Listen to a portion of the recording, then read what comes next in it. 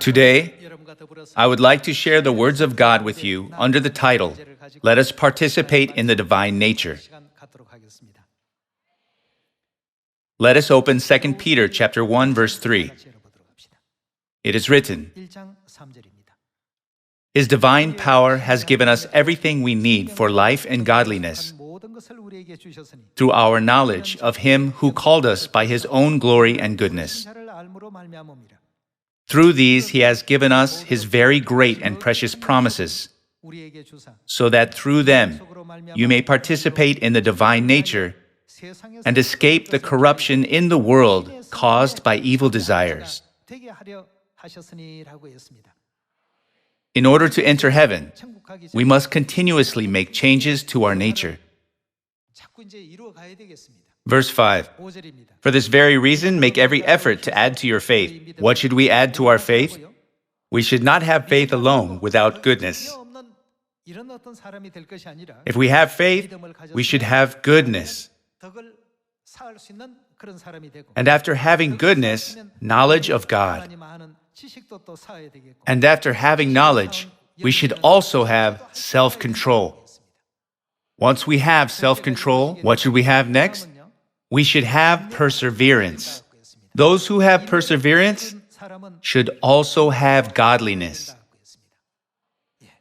And to self-control, perseverance. And to perseverance, godliness. And to godliness, brotherly kindness. And to brotherly kindness, love.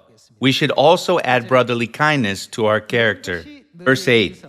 For if you possess these qualities in increasing measure, they will keep you from being ineffective and unproductive in your knowledge of our Lord Jesus Christ. Once we have these qualities and participate in the divine nature, God will allow us to continually produce beautiful fruit.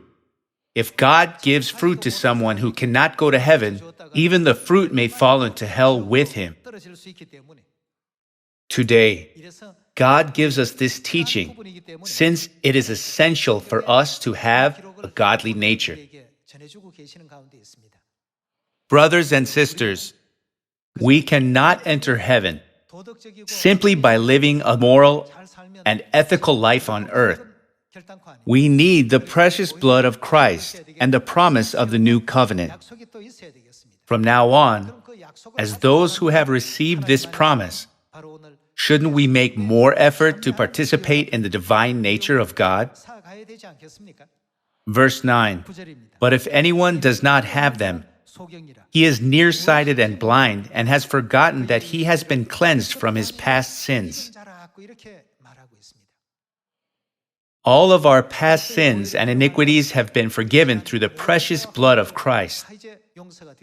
Therefore, since we are under God's grace, we need to make even more effort to participate in God's divine nature.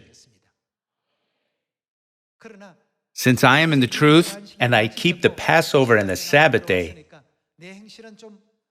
it doesn't matter whether or not my behavior is right in the eyes of the world.